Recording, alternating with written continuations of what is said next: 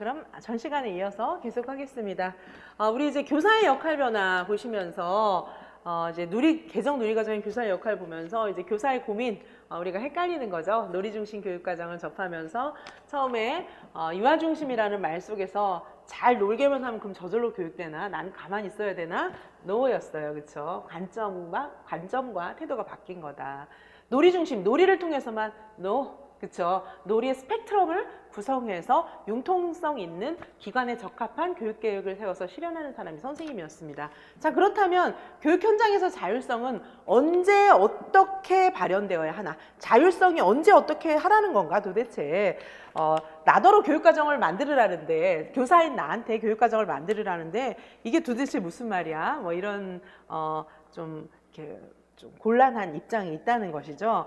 자, 보시면은 이런 놀이중심 교육과정을 위해서 우리 이제 단과로 1번에 보시면은 놀이중심, 요거 이제 3번에 대한 답입니다. 그렇죠? 놀이중심 교육과정을 위해서 단과로 1번에 보시면 아까도 말씀드렸지만 현장의 자율성.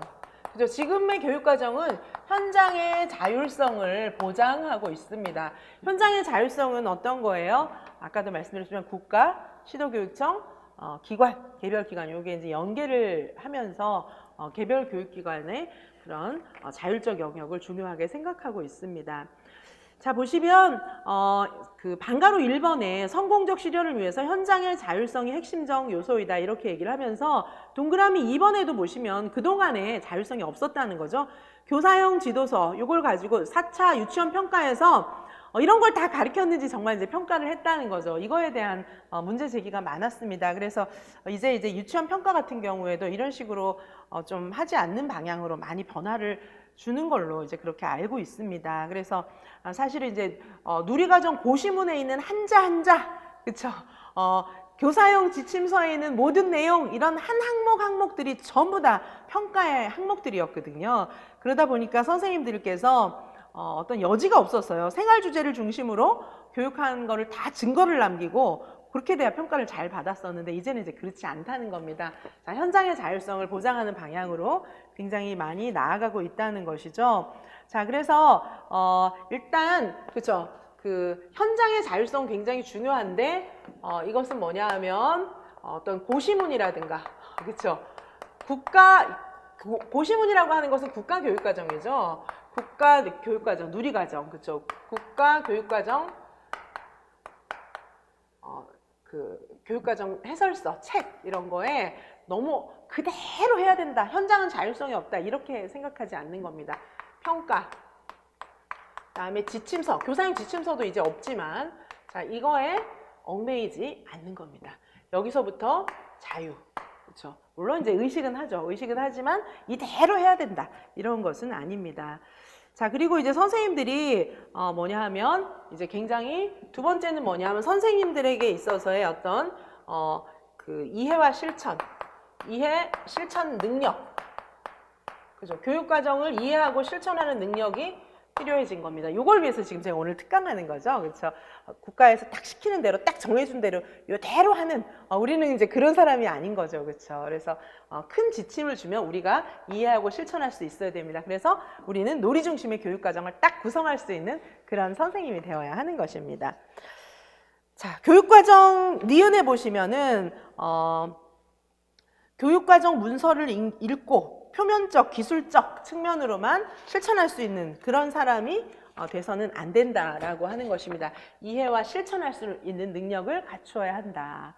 그죠? 동그라미 3번에 보시면 누리과정에 대해서 선생님들이 재구성하고 창의적으로 구현해야 된다라는 것입니다. 누리과정을 선생님들이 다시 재구성하고 창의적인 능력을 가져야 한다는 것입니다.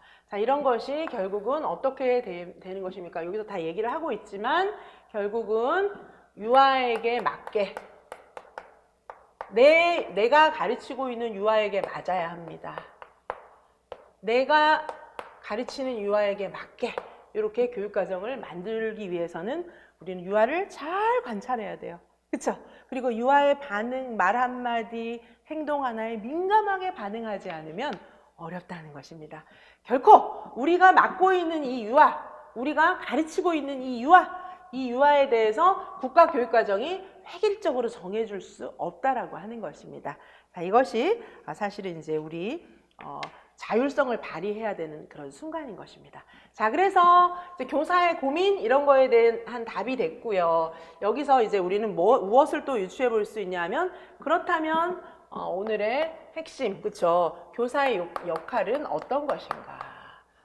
자, 그렇다면 이런 내용들이 이제 우리 누리과정 해설서에 자세히 나와 있습니다. 그쵸? 누리과정 실행 자료집에 자세히 나와 있습니다. 자, 그래서 교사의 역할 보시면 굉장히 중요한 교사의 역할, 그렇죠? 만들어가는 교육과정이에요. 우리 이제 누리과정은 굉장히 중요한 게 만들어가는 이미 만들어서 딱 주는 실천만 해라 이게 아닙니다. 만들어가는 교육과정이기 때문에 여기 관련 구성원들이 다 공동체를 이루어야 돼요. 어떻게? 이 같은 공동체가 교육과정을 만들어가는 거예요. 어떻게? 교사, 원장 포함한 교사, 그 다음에 유아, 학부모, 그죠? 게다가 더 나아가서 부모님하고는 지역사회하고도 연계가 되어 있죠. 자, 요것들이 다 공동체를 이루어서 함께 만들어가는 교육과정입니다. 자, 이거를 추진하기 위해서 중요한 교사의 역할이 있죠. 첫 번째는 무엇이 있었습니까? 민감한 관찰자. 민감한 관찰자입니다. 유아를 민감하게 관찰해야 되는데 여기서 이제 관찰을 할 때 놀이를 잘 관찰하고 뭐 이렇게 하는 게 필요합니다. 자, 기억해 보시면은 놀이 중심 교육 과정의 시작은 관찰부터 시작합니다. 유아가 노는 거를 잘 관찰해야 돼요. 이따가 우리 5차 시, 6차 시에 요 이제 놀이를 짜는 거를 이제 같이 한번 해봐야 되기 때문에 그때 관찰 절차에 대해서도 좀 설명을 할 겁니다. 유아들이 놀이하는 걸 잘 관찰하셔야 돼요. 얘가 어떤 문제가 있는지 이런 부분들을 관찰하면서 관찰을 하기 위해서는 또 기록도 해야 되는 겁니다. 기록하고 물론 이제 수업의 운영에 방해가 될 정도의 어떤 형식적인 기록이 아니라 이 유아들이 어떻게 하고 있는지를 관찰을 하고 그것을 분석하고 이렇게 하면서 이제 그걸 토대로 해서 유아의 상태를 선생님들께서 관찰을 통해서 잘 진단하셔가지고 그거에 맞는 그 확장, 얘네들이 이제 놀고 있잖아요. 놀이가 발현됐잖아요. 그러면 잘 관찰해서 이걸 잘 확장해 줄 수 있는 그런 교육을 하셔야 되는 것입니다. 자, 교사의 관찰이 중요하고, 그리고 이제 이 관찰을 통해서 뭡니까? 일단 관찰부터 시작하는 것이고, 놀이의 흐름을 방해하면 안 돼요. 놀이의 흐름을 방해하지 않는 관찰이면서 관찰을 통해서 교사가 어떻게 개입해야 되는지, 개입 여부, 시기 이런 것들을 관찰을 통해서 결정을 할 수가 있습니다. 자, 그 다음에 이제 유아들이 세상의 의미를 생성하고 확장해 나가고 이런 방식은 잘 보이지 않아요. 그렇죠? 유아들은 선생님 저 뭐 어때요? 이렇게 설명할 수 있는 능력이 안 되잖아요. 그렇기 때문에 유아들에 대해서 어떻게 개입해야 되는지 이런 부분들은 관찰에 의해서 이루어지는 것입니다. 자, 그 다음에 두 번째, 계획을 유연하게 해야 돼요. 유연한 계획자. 전에는 국가교육과정에 의해서 계획을 만들어 놓고 그렇죠. 유아들한테 무조건 이대로 따라라 이렇게 했는데 이제 그게 아니라는 거죠. 고정불변의 계획이 아니라고 하는 것입니다. 자, 아까 이 부분은 계속 설명을 드렸고요. 그 다음에 선생님의 역할이 또 뭐가 있습니까? 협력적 지원자. 선생님은 유아들을 협력해 주시는 사람이에요. 협력적 지원자입니다. 그렇죠? 만들어가는 교육과정을 위해서요. 이렇게 돼야 되는 이유는 만들어가는 교육과정을 위해서예요. 만들어가는 교육과정을 위해서. 자, 협력적 지원자입니다. 자, 기억해 보시면은 교육 현장은 유아의 개인적 가능성을 확장시켜 나가는 그런 공간이 되어야 합니다. 그래서 사실은 이제 공간이라든지 모든 것들 어떻게 하면 놀이를 더 할 수 있을지 공간을 확장시켜 나가야 할지 이런 부분들에 대해서 유아들과 함께 같이 협력해야 되는 거예요. 옛날에는 선생님이 정해주고 여기서만 놀아라, 몇 시까지 놀아라 이렇게 했지만 지금은 그것이 아니라 일방적인 결정이 아니라 함께 상호작용을 통해서 유아와 함께 상호작용을 통해서 놀이를 지원해주는 그런 선생님이 바로 지금의 어떤 그 교사의 역할입니다. 그죠? 그다음에 네 번째. 자, 네 번째는 뭐 좀 지우고 자, 여기 네 번째를 쓰겠습니다. 그죠? 네 번째는 보시면 실천하는 연구가예요. 실천하는 연구가. 실천하는 연구가. 실천하는 연구가로서의 교사의 역할입니다. 유아들은 예측 불가하고 즉흥적이고 창의적이며 열정적이에요. 그렇죠? 자, 그래서 이게 이제 뭐냐 하면은 선생님들이 실천하는 연구가가 되지 않으시면은 유아들에게 맞는 교육 과정을 만드실 수가 없어요. 그래서 선생님들끼리의 어떤 장학 활동이라든지 학습 공동체 이런 것도 굉장히 필요합니다. 실천하는 연구가가 되어야 하기 때문에 유아들을 보시고 이 유아들이 어떤 식으로 이제 놀이를 확장해 나가야 될지 개별 유아들은 어떤 문제를 안고 있는지 이런 부분들을 국가에서 정해주는 것이 아니라 나한테 맞는 그런 유연한 교육 과정을 계획하고 또 실천함으로 해서 유아들의 문제 이런 것들을 해결해 주셔야 되기 때문에 실천하는 연구가로서의 역할이 필요합니다. 자, 이렇게 해서 정리를 좀 해봤고요.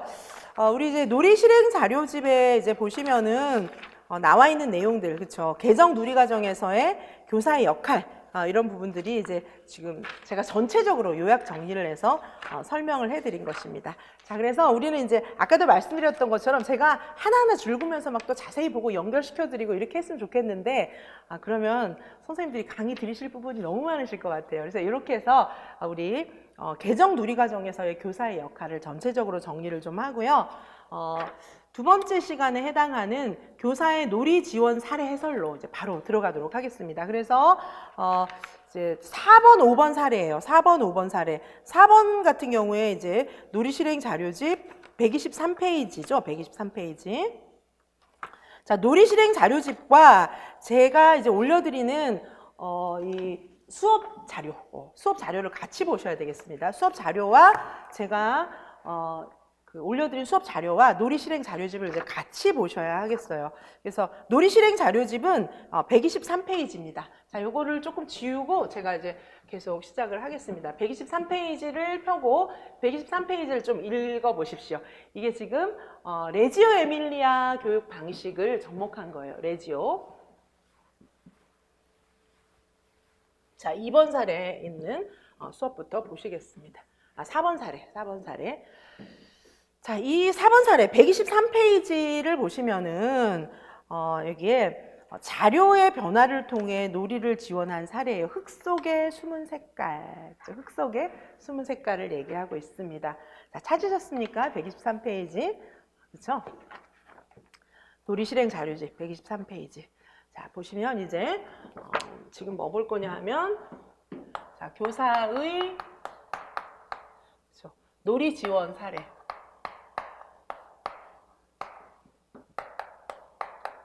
자, 중에서 오늘은 지금은 이제 4번, 5번 사례예요.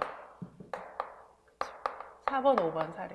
일단 이 4번 사례 같은 경우에는 굉장히 중요한 부분이 이제 레지오 에밀리아 심미교육과정, 생태교육과정 이런 걸 이제 다 이렇게 복합적으로 이렇게 넣어놓은 건데 레지오 에밀리아 접근법으로 보시면 되겠습니다. 일단 여기에 지금 이제 놀이 지원 사례들이 6가지가 있잖아요. 그래서 우리가 놀이 중심 교육을 짤 때, 놀이 중심 교육을 구성할 때 우리는 기존에 있는 유아교육 프로그램들을 기반으로 해서 조금 변형시키면서 프로그램을 만들어 갈 수가 있습니다.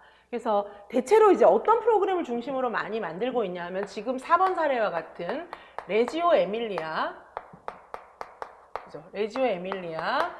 그 다음에 이제 또 우리 지금 여기 5번 사례에 있는 프로젝트 접근법, 그렇죠? 프로젝트 접근법. 지금 이제 요 4, 5번 사례는 요거예요. 레지오 에밀리아하고 프로젝트 접근법이고요. 이제 뿐만 아니라 이제 여기다가 생태교육 과정, 생태교육, 그죠? 생태교육. 이 생태교육하고 굉장히 비슷한 게 사실 이제 레지오 에밀리아하고 프로젝트는 조금 비슷한 점이 있어요. 그래서 요런 교육 프로그램을 반영해서 좀 넣는 겁니다. 이게 이제 놀이 중심 교육 프로그램으로 유명하게 나와 있는 거니까. 생태교육, 그 다음에 이제 발도르프. 근데 이제 발도르프 프로그램 같은 경우에는 독일 거잖아요. 그래서 발도르프 교육 프로그램 안에는 이제 뭐 그 에포크, 뭐 오이리트미 이런 활동들이 들어가 있어요. 그래서 굉장히 이제 독일적인 그런 것들이 들어가 있는데 굉장히 유사한 게 한국하고 발도르프 교육이 한국적으로 이제 탄생한 것이 생태 교육이에요, 사실은. 그래서 생태 유아 교육 요 부분을 넣기도 하고, 그다음에 이제 또 많이 넣는 것, 지금 또 우리가 생각해 봐야 되는 게 장애 통합 교육. 그렇죠. 이 부분은 이제 당연히 민주주의적, 인도주의적인 차원에서 필요한 거고요. 그 다음에 이제 그렇죠. 신미 교육 이런 게 이제 사실은 있습니다. 그래서 이런 것들이 전체적으로 벤치마킹이 되는데, 이런 것들이 이제 들어가 있는 거예요. 이런 것들이 요 놀이 지원 사례 프로그램으로 다 녹아 있는 겁니다. 사실 선생님이 놀이를 막 그냥 구성한다 이런 것도 있을 수가 있지만, 이미 많은 그 선배 유아교육 학자들이나 유아교사들이 만들어 놓은 훌륭한 프로그램들이 있거든요. 그래서 요거를 응용해서 뭐 이렇게 두 개를 플러스 할 수도 있고요. 그렇죠? 레지오 에밀리아하고 신미교육 장애 통합을 플러스 할 수도 있고 그래요. 그렇죠? 그래서 이런 프로그램들을 기반으로 해서 지금 수업 사례를 구성해 놓은 것이고, 이 4번 사례 같은 경우에는 레지오 에밀리아하고 가까워요. 레지오 에밀리아 생태 신미 요걸 좀 더해 놓은 것 같은 감도 많이 있는데, 어쨌든 우리는 지금 이제 그걸 한꺼번에 분석하기는 좀 어려우니까 레지오 에밀리아를 좀 보고, 레지오 에밀리아 수업 안에서 이게 이루어졌구나 이런 생각만 하셔도 아마 읽어보시면은, 수업 사례를 읽어보시면 이 수업이 무슨 뜻인지 이해가 가실 겁니다. 자, 그 다음에 5번 사례는 이제 프로젝트 접근법에 의해서 만들어진 그런 수업이죠. 그래서 사실은 지금 분량이 굉장히 많아요. 요거 사실은 1시간에 하나씩 해도 지금 시간이 부족하거든요. 근데 지금 2개씩 1시간에 묶었기 때문에 제가 오늘은 전체적인 리뷰만 쭉 할 생각이에요. 이제 후속 수업을 통해서 좀 자세히 더 봐야 되고, 너무 욕심을 많이 부리면 또 선생님들이 또 안 되잖아요. 제가 선생님들 도와드려야 되는데, 우선은 그래서 전체적인 아웃라인을 파악하시고 수업을 그래도 내가 좀 계획해 볼 수 있다 이러면 오늘 수업이 의미가 있는 거예요. 그래서 좀 더 이제 심화시켜 가면서 공부하는 건 조금 시간을 두고 더 해야 되겠죠. 자, 그래서 지금 보시면 놀이 중심 교육 과정 안에는 이런 프로그램들이 응용되어 있다. 요걸 우선 생각을 하십시오.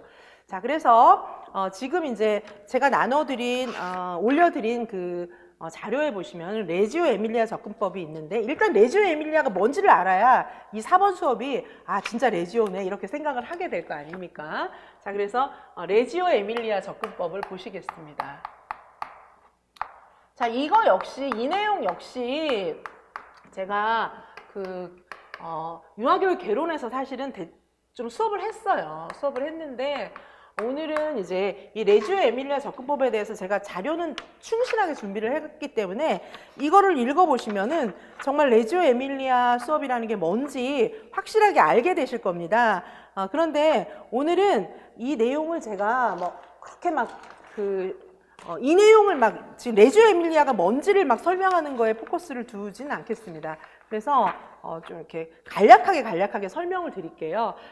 이제 유아교육 개론이나 유아교육 과정 시간에는 자세하게 하나하나 설명을 드리긴 하는데, 지금 그게 목적이 아니라 이 놀이 실행 자료집을 이해하는 게 목적이기 때문에 이 자료 안에는 굉장히 자세하게 제가 정리를 해놨습니다. 이것만 딱 읽어보시면 레지오 에밀리아 접근법이 뭔지 확실히 알 수 있게끔 제가 자세히 정리를 했고, 저는 이 자세한 자료를 가지고 우리가 이 놀이 실행 자료집을 이해할 수 있도록 그렇게만 제가 좀 설명을 해드리겠습니다. 먼저 첫 페이지에 보시면은 레지오 에밀리아 접근법 같은 경우에는 레지오 에밀리아는 이탈리아 북부 지방에 있는 그런 이제 굉장히 좋은 유아교육 체제를 갖고 있는 그런 한 지역 이름이에요. 그래서 여기 같은 경우에는 방과로 2번에 레지오 에밀리아 접근법은 통합된 체제이다 이렇게 얘기를 하고 있는데, 여기서는 이제 레지오 에밀리아 교육 같은 경우에는 굉장히 중요한 게 이제 통합된 체제라 함은 통합된 체제를 갖고 운영을 하고 있어요. 이건 무슨 말이냐 하면 유아와 교사, 그다음에 부모 이렇게 협동을 이루고 있어요. 그죠? 유아, 교사, 부모가 협동해서 다 같이 교육을 하고 있어요. 그렇죠. 그렇지 않으면 이제 안 되는 거죠. 사회적 관계 형성을 하고 의사소통하고 같이 막 협동 관계를 통해서 유아교육 프로그램을 운영하고 있습니다. 자, 그런 이제 굉장히 중요한 장점이 있어요. 그래서 여기 이제 그러다 보니까 이제 그 유럽 같은 경우에는 공동조합 이런 것들이 이제 발달을 했거든요. 그래서 공동조합을 이루고 있고 이 레지오 에밀리아 마을에서 만든 이 공동조합에서 만든 교육기관, 그것이 이제 레지오 에밀리아 유치원이에요. 방과로 4번에 보시면 말라구찌가 레지오 에밀리아를 이 교육을 발전시켜 나갔죠. 말라구찌는 알아야 되겠죠. 자, 말라구찌가 이 레지오 에밀리아 교육을 발전시켜 갔고 말라구찌가 만든 이 레지오 에밀리아 프로그램을 적용하는 그 유치원 이름이 이제 로빈슨이라는 유치원이죠. 그래서 이 이제 유치원 레지오 에밀리아 유치원 같은 경우에는 이 레지오 에밀리아 시에서 운영하는 유치원이에요. 시립 유치원입니다, 대체로. 자, 그래서 이제 이 유치원들이 굉장히 이제 좋은 프로그램을 갖고 있다는 거죠. 자, 레지오 에밀리아의 접근법의 이론적인 배경을 보시면은 여기 보시는 것처럼 굉장히 중요한 그런 이제 구성주의 교육 프로그램을 갖고 있어요. 사실 구성주의 교육 철학을 갖고 있습니다. 그래서 레지오 에밀리아는 존 듀이의 영향을 받기도 했고, 그다음에 피아제의 영향을 또 받았어요. 피아제, 그다음에 비고츠키, 가드너 이런 사람들의 영향을 받았습니다. 듀이도 뭐라고 얘기를 했습니까? 주로 경험 중심으로 교육을 해야 된다 이렇게 얘기한 사람이죠. 경험 중심으로 얘기를 해야 된다 얘기를 한 사람이고, 피아제하고 비고츠키는 구성주의자들이잖아요. 이 사람은 인지적 구성주의, 그렇죠? 비고츠키는 사회적 구성주의. 그렇죠? 여기는 이제 둘 다 구성주의자고, 여기 두 사람은 구성주의 이론가들이고, 가드너 같은 경우에 뭡니까? 다중지능 이론 얘기한 사람이잖아요. 자, 다음 페이지 보시면 듀이 같은 경우에 진보주의 교육 이론을 통해서 레지오 에밀리아 접근법에서 유아 중심으로, 생활 중심으로, 여긴 경험 중심, 요 이제 아동 중심 교육에 대해서 얘기한 사람이거든요. 그래서 듀이, 피아제, 비고츠키, 가드너 이런 사람의 역할을 통해서 사실은 이러한 지금과 같은 이런 프로그램이 만들어졌다 이렇게 보실 수가 있습니다. 자, 레지오 에밀리아 프로그램 보시면,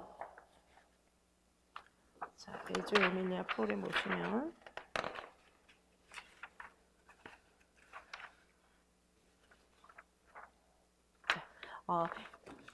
이와 같은 그런 생각들을 중심으로 해서 미적인 접근을 하고 있어요.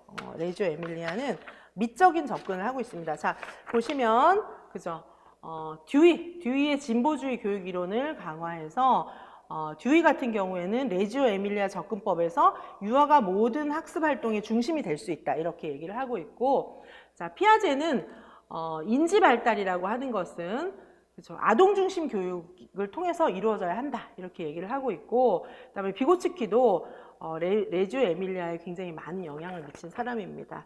자, 이렇게 해서 레지오 에밀리아 교육 같은 경우에는 지금 이제 여러 가지 과정을 통해서 교육이 이루어지도록 이렇게 되어 있어요.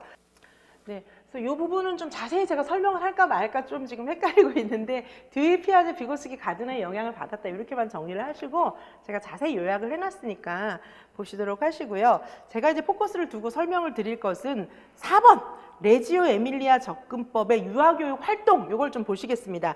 레지오 에밀리아 접근법이라고 하는 것이 과연 어떻게 이루어지는 활동인가 좀 보시면은 개요가 있어요. 개요. 자, 레지오 에밀리아 접근법, 레지오 에밀리아에 대해서 좀 간략하게 전체적인 이제 생각을 조금 정리를 해드렸고, 그러니까 이제 아동 중심 교육이죠. 구성주의식의 아동 중심의 어떤 교육이다 이렇게 생각을 하시고, 자, 레지오 에밀리아 접근법 같은 경우에는 총체적인 교육을 중요하게 생각했다. 자, 그리고 이제 여기서 중요하게 생각하는 것은, 레지오 에밀리아에서 중요하게 생각하는 것은 상징화예요. 상징화. 다양한 그런 표상을 통해서 상징을 하는 겁니다. 그래서 예를 들면은 요 상징을 할 때 이제 그 미적인 거 이런 것들을 이제 굉장히 중요하게 생각을 해요. 그래서 상징을 할 때 예를 들면은 동일한 개념인데 요거를 미술로 이제 표출을 했어요. 미술적인 형태로, 그렇죠? 그리기. 그리기의 형태로 표출을 했어요. 그 다음에는 어떻게 합니까? 만들기. 그렇죠. 그다음에 예를 들면 여러 가지 형태로 상징하는 겁니다. 예를 들면 편지 쓰기 뭐 이런 식으로. 그렇죠. 여러 가지 형태로 바뀌고 있는 거예요. 상징화. 자, 우리 이 놀이 실행 자료지 123페이지에 있는 내용, 그렇죠? 이게 자료의 변화를 통해 놀이를 지원한 사례거든요. 우리 자료집에 보시면, 그렇죠?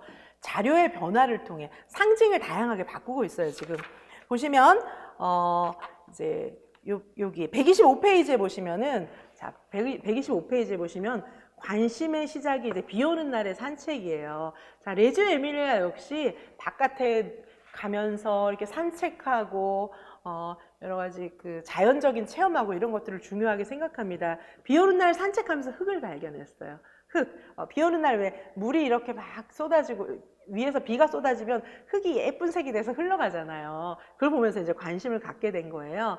자, 이제 먼저 관심의 시작은 흙을 본 거예요. 그렇죠? 그 다음에 뭡니까? 흙 관련 이제 처음에 흙을 보고 어머 색깔 예쁘다 이렇게 생각했는데 흙 관련 동화를 듣는 거예요.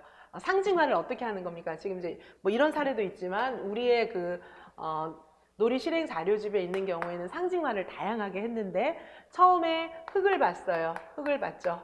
흙을 본 거에서 흙이 아름다웠던 거예요. 흙탕물이 되어서 흘러가는 이런 것들이 참 아름다웠던 겁니다.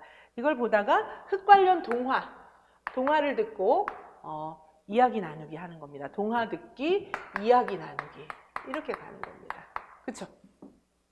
자, 그 다음에 보시면은 흙과 물을 섞어보기. 그죠? 흙과 물을 섞어보기. 색깔이 예뻐지잖아요.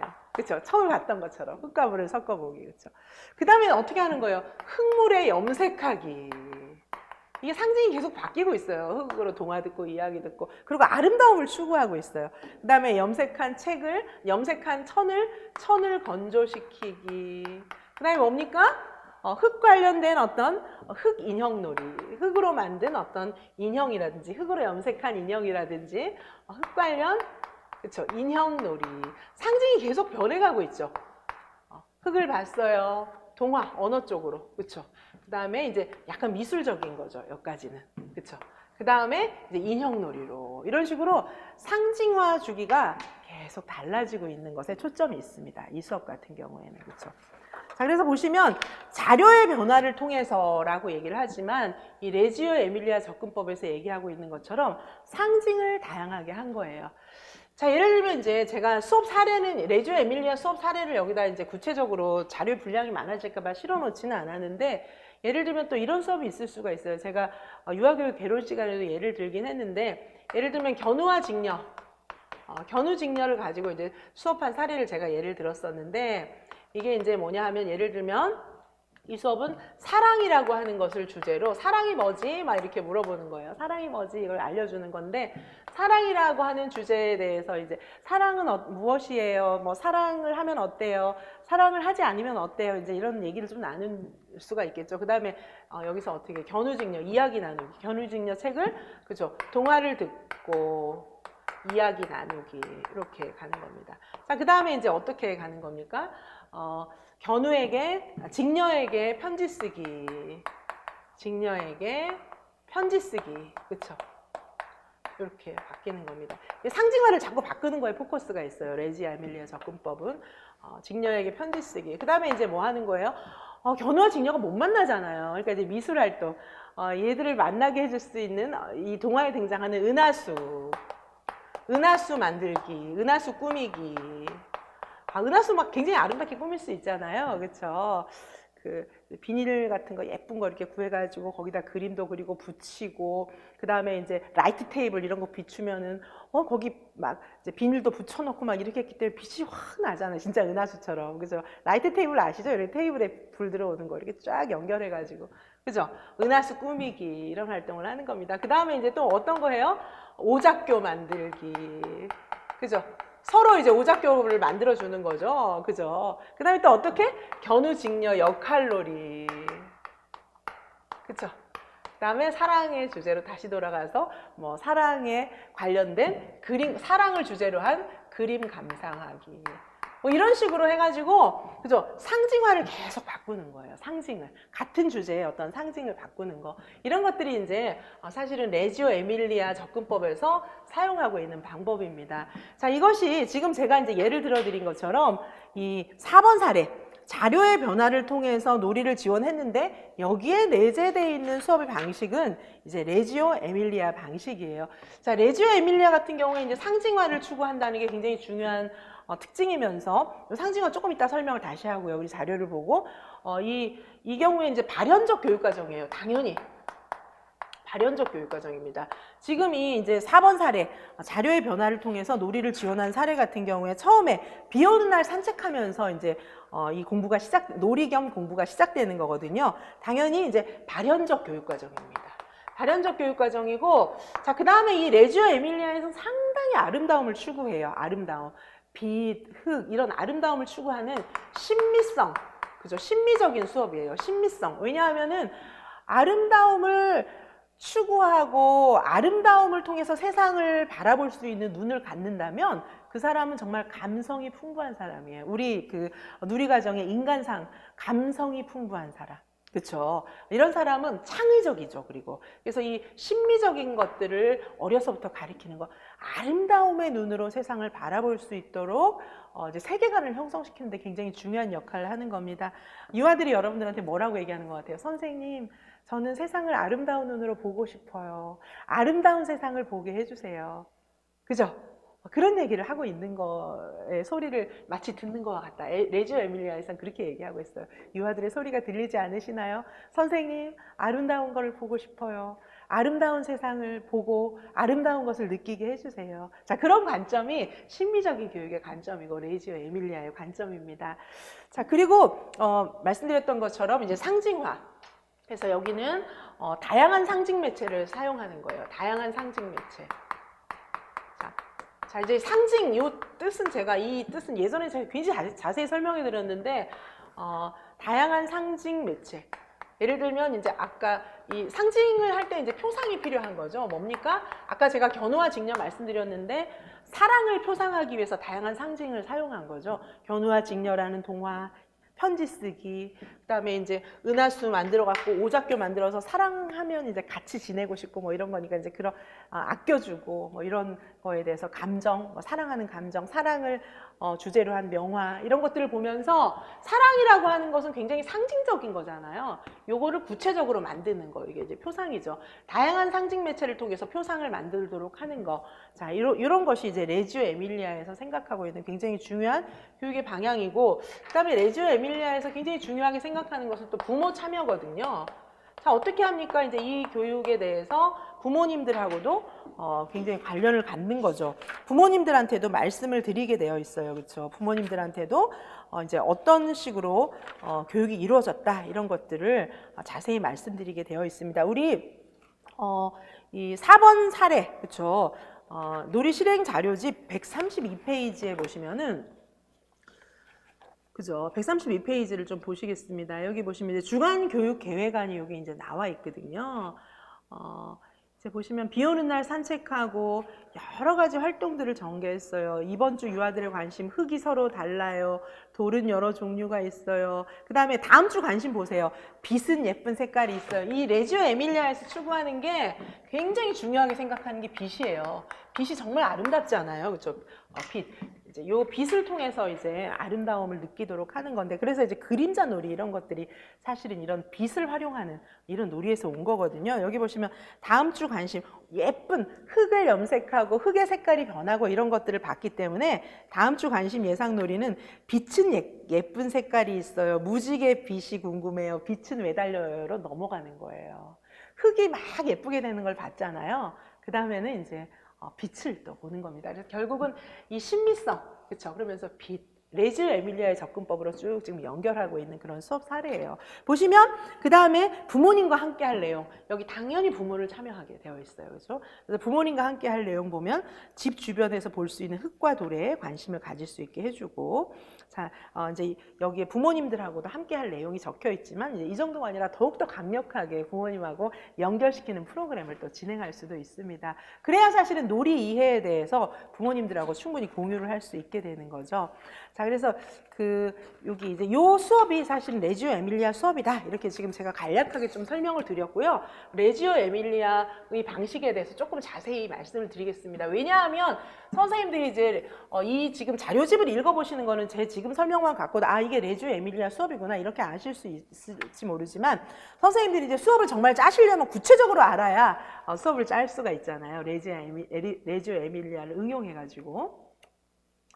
자, 레지오 에밀리아 접근법 같은 경우에 여기 이제 1. 개요, 4. 레지오 에밀리아 접근법의 교육 활동. 여기 보시면은 1. 개요가 나와 있죠? 1. 개요가 나와 있고 1. 개요에 보시면은 방과로 3번에 연속적인 표상 과정을 거치게 되는데 이걸 상징화 주기라고 한다.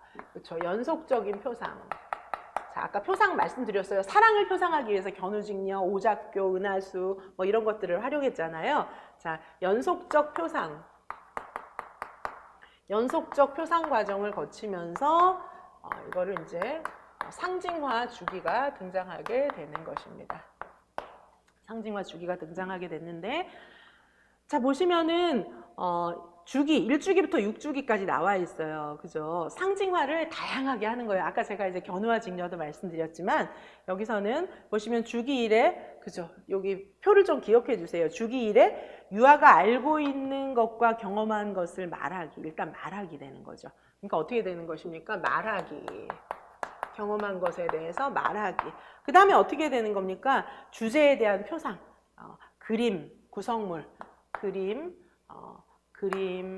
구성물 이런 것으로 표상하기. 자, 아까 견우와 직녀 같은 경우에 사랑을 주제로 해서 사랑은 추상적인데 구체적으로 그림, 편지, 은하수 만들기 이런 걸로 구성물로 이제 표상을 했죠. 자, 그 다음에 보시면은 이제 현장 견학 이런 것도 있을 수가 있습니다. 이제 아까 그 은하수 뭐 견우와 직녀 같은 경우에는 사랑을 주제로 한 그림 가서 보고 오기 뭐 이런 거 있을 수가 있겠죠. 견학. 그 다음에 이제 견학하고 그 다음에 또 관찰을 하는 거예요. 그 다음에 관찰 후에 그죠? 다른 형태로 다시 표상하기. 표상을 다시 해보는 겁니다. 재표상하기. 그러니까 자꾸 매체를 달리해서 방법을 달리해서 표상을 자꾸 바꾸는 거예요. 그 다음에 첫 번째 만든 작품과 비교하기. 첫 작품과 비교하기. 그렇죠? 비교하고 그 다음에 이제 이런 여러 가지들을 비교해 갖고 첫 번째 그림, 두 번째 그림, 첫 번째 작품, 두 번째 작품 이런 것들을 비교해서 그 다음에 전시하도록 되어 있습니다. 자, 전시. 자, 이제 이런 부분이 사실은 프로젝트 수업하고 비슷하다는 거죠. 여기 견학도 가고 전시도 하고 이제 이런 부분이 프로젝트 수업하고 비슷하다는 건데 어쨌든 이렇게 전시도 하고 이렇게 해야 또 부모님들이 와서 보시고 부모님들하고 관련성을 가질 수 있게 되는 거죠. 그래서 사실은 이제 이 레지오 에밀리아 접근법에서 중요하게 생각하는 것은 요거 상징이에요. 상징. 다양한 상징을 활용하도록 하는 거. 어떤 유아들의 생각이 있잖아요. 하나의 생각이 있으면 이걸 아름답게 이렇게도 표현해보고 언어로도 표현해보고 그림으로도 표현해보고 음악으로도 표현해보고 또 직접 가서 본 다음에 다시 그림을 그려보고 이런 식으로 하는 형태로 되어 있는 것이 레지오 에밀리아 접근법에서 놀이를 통해서 아름다움을 추구하면서 생각을 확장하도록 하는 그런 놀이의 구성으로 되어 있습니다. 자, 레지오 에밀리아 접근법에서 상징화 주기의 단계를 지금 여러 단계로 9단계까지 이렇게 설명을 해놨는데 이제 이렇게 자세하게 설명이 되어 있어야 선생님들께서 이제 적용을 하실 것 같아서 이렇게 써놨는데 저는 크게 제목만 조금 설명을 해드릴게요.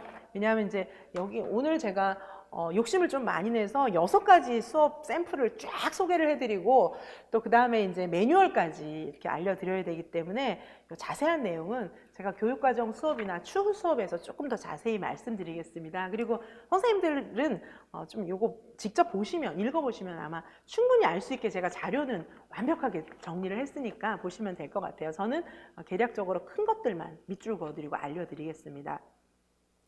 자, 레지오 에밀리아 접근법의 상징화 주기 단계. 일단은 이 레지오 에밀리아 접근법 제가 자료가 많은데 여기서 선생님들이 이제 중요하게 조금 알아놓으셔야 할 부분, 수업을 구성하기 위해서 알아놓으셔야 할 부분은 레지오 에밀리아 접근법의 상징화 주기 활동 과정, 요 네모표예요. 1주기부터 6주기까지 되어 있는 이 표를 조금 기억을 해주시고 그 다음에 레지오 에밀리아 접근법의 상징화 주기 단계가 이제 크게 9단계로 되어 있습니다. 1단계에서는 아이디어 도출, 유아들이 막 이제 생각하고 있는 바를 쭉 얘기를 할 수 있는 단계, 이게 이제 중요합니다. 그래서 유아들이 어느 정도나 관심을 갖고 있는지, 주제에 대해서 어떻게 생각하고 있는지, 어떻게 느끼고 있는지, 이런 것들을 주제 선정을 위해서 유아들이 막 함께 토론하게 하는 거예요. 그렇죠? 유아들로부터 모든 주제를 찾아야 하기 때문이죠. 자, 다음에 보시면은 그 다음에 이제 2단계가 표상학입니다. 표상학이. 그렇죠? 아까 제가 이제 6주기까지 나와 있는 거는 이제 표상만 쭉 나와 있는 거예요. 표상만 6단계로 나와 있는 것이고, 자, 표상을 또 해볼 수가 있습니다. 앞에 말한 것을 중심으로 해서 계속 표상을 달리해서 미술로 표현해보고, 음악으로 표현해보고, 그림으로 표현해보고, 이런 것들을 해볼 수가 있는 거예요. 자, 그 다음에 3단계에 가서는 진짜 시뮬레이션, 정말 가보는 거예요. 예를 들면 은하수에 대해서 공부하기로 했다. 아름다운 별이 주는 환상, 동화 뭐 이런 것들로 진행을 해볼 수도 있잖아요. 그럼 진짜 천문대에 가보는 겁니다. 천문대에 가서 별도 관찰해보고 설명도 듣고 이렇게 해보는 거예요. 시뮬레이션 진짜 해보고 내가 생각했던 별하고 좀 다르네? 이런 것들도 느끼고 뭐 이렇게 하는 겁니다. 3단계 시뮬레이션. 시뮬레이션이라고 하는 것은 우리말로 바꾸면 모의 실험이에요. 모의 실험. 그렇죠? 시뮬레이션은 모의 실험을 뜻하는 겁니다. 자, 그래서 실행한 내용이 실제 상황에 적합한지 이런 것들을 조금 알아보는 거예요. 자, 그 다음에 4단계는 대체물 이용하기. 이제 아까 표상해봤잖아요. 어떤 뭐 미술로 표상을 해보거나 언어로 표상을 해보거나 이렇게 하고 나서 진짜로 가봤잖아요. 그렇죠? 자, 그 다음에는 대체물 이용하기. 또 다른 표상을 해보는 겁니다. 그리고 나서 5단계에서 경험하기. 실제로 내가 해본 바를 경험하는 거예요. 자, 아까 여기 니은, 예를 들면 빗속의 도시라고 하는 주제에서 비가 실제로 내리는 날에 그죠? 도시의 광경을 잘 볼 수 있는 자리에서 비가 땅에 떨어지는 소리를 관찰해 보는 겁니다. 비에 대해서 공부하고 나서 우리는 아까 그 4번 사례에서 그죠?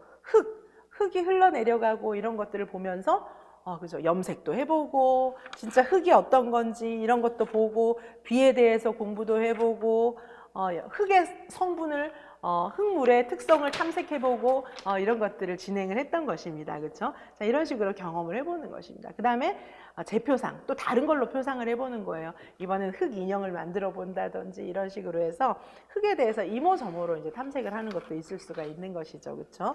자, 그 다음에 7단계 확장하기. 이전 단계까지 확인한 사실들은 다른 장면에까지 또 연결시키고, 그다음 심화하기. 이건 뭡니까? 이제 다른 주제로 또 연결도 시키는 거예요. 흙이 너무 아름다웠으니까 또 아름다운 빛으로 연결시키고, 이렇게 하면서 이제 9단계 확장하고 심화시키기. 심화한 다음에 확장하고 또 심화하고 이런 것들을 계속해서 연결시켜 나가는 것이 레지오 에밀리아 접근법의 이제 특징적인 방법입니다. 자, 그 다음에 이제 오늘 지금 이번 시간에 레지오 에밀리아랑 프로젝트까지 같이 해야 되기 때문에 자, 레지오 에밀리아를 이렇게 조금 보시고요.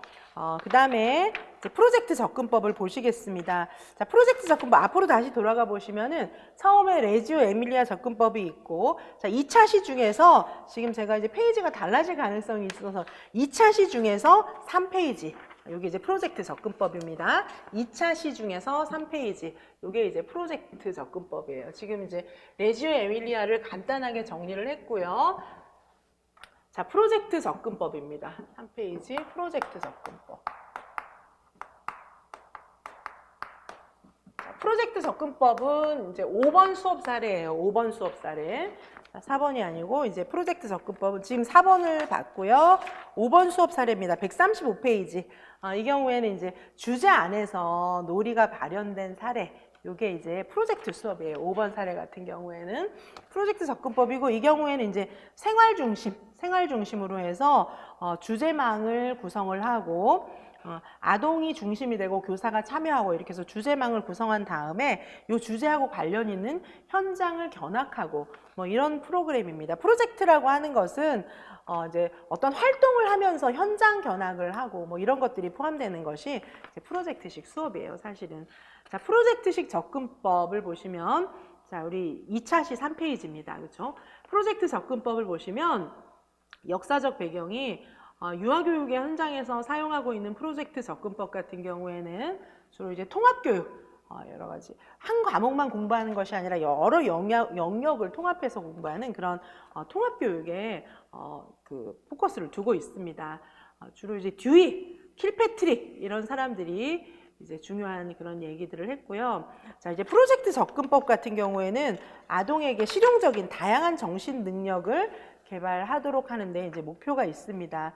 그래서 이제 활동이나 균형 이런 것들을 강조하는 그런 프로그램이고, 자, 우리는 9페이지 프로젝트 접근법에서 유아교육 활동을 어떻게 할 수 있는지 이거를 좀 보시겠습니다. 9페이지 5번 프로젝트 접근법의 유아교육 활동을 보시면, 자, 프로젝트 접근법에서는 교사의 적극적인 활동이 필요합니다. 프로젝트 활동은 하나의 주제를 심도 있게, 하나의 주제를 심도 있게 학습하는 거예요. 하나의 주제를 심도 있게 학습하는 것이 이제 프로젝트 접근법입니다. 자, 그래서 하나의 주제가 있어요. 우리 이제 교재 같은 경우에는 우리 이 놀이 실행 자료집 135페이지에 있는 경우에는 지렛대라고 하는 거, 그죠? 지렛대라고 하는 주제를 심도 있게 학습하기 위해서 자, 어떻게 했습니까? 박물관도 가고 여러 가지 활동을 했어요. 자, 137페이지 보시면 지렛대를 통해서 이렇게 쫙 날려버리고 이렇게 쏘면 날아가고 뭐 이렇게 하는 거예요. 그렇죠? 자유롭게 블록 날리기, 멀리 날리기 위한 조건 탐색하기, 지렛대 가지고 날리기 게임하기, 목표물 맞추기, 그죠? 발사대 놀이, 그 다음에 지렛대에 대한 이야기 나누기, 뭐 이런 얘기들을 하고 있어요. 그렇죠? 그 다음에 이제 여기 처음에 이제 이 지렛대 놀이를 하게 된 것이, 어디 박물관을 갔다 온 거예요. 지렛대, 과학체험관. 처음에 시작한 것이 이제 과학체험관을 갔었어요. 과학체험관. 자, 과학체험관에 가서 지렛대가 뭔지를 이제 궁금증을 가지게 된 거죠. 방문 현장을 갔던 거예요. 그 다음에 지렛대가 뭔지를 발견한 다음에 지렛대가 이런 게 있네. 이제 과학의 원리 이런 것도 안 다음에 지렛대 가지고 쏘기 놀이 이런 것들을 하는 겁니다. 그렇죠? 놀이의 종류가 굉장히 많아요. 근데 멀리 날리기 위한 조건 이런 건 사실 과학 공부죠. 여기 이제 공부도 좀 하는 것이고 내용 공부 이런 것도 하는 것이고, 그 다음에 이제 목표물 맞추기 시합하기 이런 것도 하고 또 이야기 나누기도 하고. 자, 이렇게 사실 이제 여기를 먼저 이제 들렸다 온 거죠. 프로젝트 접근법에서 굉장히 중요하게 생각하는 것은 현장 견학이에요. 현장 견학. 그렇죠. 그래서 이 이전에 이제 다른 수업이 있고, 그 다음에 현장 견학을 한 다음에 현장 견학에서 발견한 내용들을 쭉 수업을 진행을 하고, 사실 이제 끝에 여기 전시가 있어야 돼요. 프로젝트 수업 같은 경우에는 전시, 그렇죠? 포트폴리오를 만든다든가 여러 가지 전시를 통해서 부모님들의 그런 의견도 나누고 뭐 이렇게 하는 건데, 여기는 지금 여기까지 끊겨 있어요. 수업이 여기까지. 우리 지금 이 5번 수업 사례 같은 경우에는 여기서부터 시작해서 여기까지로 이제 끊겨 있습니다. 그렇죠? 하나의 주제를 굉장히 심도 있게 학습하고 있어요. 특별히 현장 견학, 과학체험관에 갔다 온 겁니다. 과학체험관에 갔다 와서 지렛대를 발견한 다음에 지렛대 가지고 다양한 놀이를 해요. 여러 가지 놀이를 한 다음에 여기 멀리 날리기 위해서는 어떻게 해야 되나 공부를 좀 하는 거예요. 그렇죠? 자, 그 다음에 또 이야기 나누기, 지렛대 관련 이야기 나누기 하고 뭐 이런 식으로 확장이 되었습니다. 근데 이제 여기다가 지렛대나 뭐 이런 거 만들기 이런 거 해서 전시도 하고 뭐 이렇게 할 수가 있겠죠. 그렇죠? 어쨌든 프로젝트 접근법이라고 하는 것은 굉장히 중요한 게 하나의 주제를 심도 있게 학습하고, 그 다음에 이제 어떤 프로그램들을 통해서 그죠? 구체적인 어떤 아웃풋, 구체적인 것들을 만들어내기 위한 어떤 노력을 하게 됩니다. 자, 프로젝트 활동은 하나의 주제를 심도 있게 학습하는 것이다. 보실 수 있고, 반괄호 4번에 보시면 프로젝트 접근법에서는 현장 견학이 중요하다. 굉장히 중요한 요소로 보고 있는 게 현장 견학이에요. 현장 견학. 그렇죠? 현장 견학을 중요하게 보고 있습니다. 실제로 가서 뭔가를 만들어 보고 실물 교재를 갖고 만져보고 실물 교구를 활용해서 보고 뭐 이런 것들이 프로젝트 접근법이에요. 진짜로 해보는 거예요. 킬패트릭이나 뭐 이런 사람들이 이제 정말로 실물 교구 만져보고 해보고 뭐 이런 것들을 중요하게 생각하는 거거든요. 자, 그 다음에 이제 이 경우에는 여기 현장 견학이 끝나고 나서는 전문가를 초청해서 또 더 조언도 듣고 이런 코스도 있습니다. 우리 이 5번 수업사례 같은 경우에는 멀리 날리기 위한 조건 탐색 이런 것들을 유아들이 이제 어떤 방법으로 이제 공부를 하는지 이런 것들을 이제 생각해 본 것들이 있습니다. 자, 보시면 방과로 5번에 새로운 프로그램을 시작하기에 앞서 부모님들하고 같이 가정의 협조를 받는 것이 중요하다는 거예요. 부모님의 협조. 부모님의 협조. 그래서 이제 이 프로그램을 시작하기 전후로 부모님의 협조를 받기도 합니다. 사전에도 필요한 도움을 받고 특별히 후에 전문가인 부모님이 계시면 초청해서 또 얘기도 들어보고 이렇게 할 수가 있기 때문입니다. 자, 프로젝트 수업의 주요 단계입니다. 10페이지, 그죠? 2차 시 수업 10페이지 보시면 프로젝트 수업의 단계가 있는데 요거는 프로젝트까지만 간략하게 끝내고 오늘 좀 쉬려고 합니다. 한 5분에서 10분 정도 조금 수업을 좀 더 하겠습니다. 자, 먼저 도입 단계가 있어요. 그렇죠? 프로젝트 수업의 도입 단계. 도입 단계는 이제 뭘 하는 거냐 하면은 주제를 선정하는 거예요. 어떤 주제로 공부할 건가 요거를 선정을 하는 것입니다. 자, 그래서 기대되는 성과도 예상하고 예비 주제망도 구성하고 이렇게 하는 건데 근데 선생님들이 50분이 넘어가면 수업하시기가 좀 어렵지 않나 싶어요. 그렇죠? 그래서 제가 쭉 이어서 더 하려고 그랬는데 보니까 이 프로젝트 수업이 아직 그래도 조금 남았네요.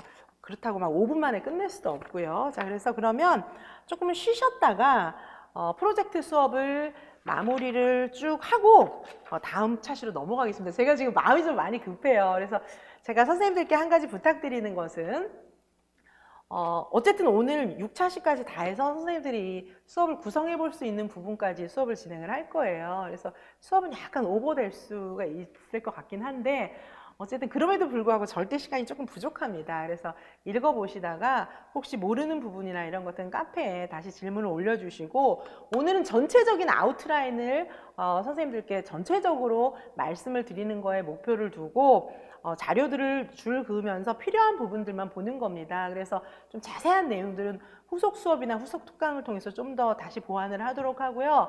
선생님들께서 혹시 어려운 부분이나 이런 것들은 저에게 카페에 질문을 해주시기 바랍니다.